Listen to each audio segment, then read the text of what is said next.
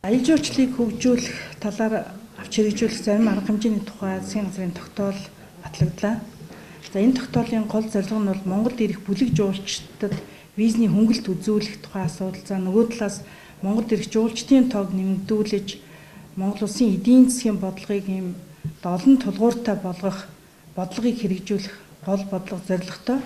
За энэ бодлогынхаа өрөөд гадаадын зочид жуулчдын урсгалыг нэмэгдүүлэх зорилгоор засгийн газар хоорондын болон салбар яамд хоорондын санамжчиг гэрээ байгуулсан аялал жуулчлалын компаниудаар зуучлуулан гадаадаас ирэх бүлэг жуулчдыг Монгол улсад зорчих визний хөнгөлөлтийг олгох ийм засгийн газрын тогтоол батлагдж байгаамаа. За ингэснээр бол Монгол ирэх жуулчдын урсгал тоо бол нэмэгдэх юм боломжтой. За тэр тусмаа өнөөдөр ер нь бол манай хөрш орнууд бол Монгол улсад ирэх жуулчдынхаа тооны хувьд бол төдийлөн тийм сайн нэмэгдсэн үзүүлэлт бол байхгүй байгаа даамаа.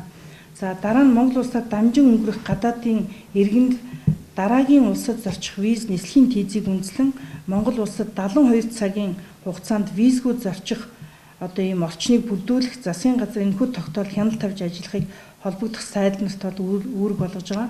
За мөн виз олгох асуудлыг гадаад хэргийн яамд судлаж бас энийг дараагийн засгийн газрын хуралдаанд оруулахаар ийм үүрэг даалгавар чиглэл өгөгдсөн байгаа.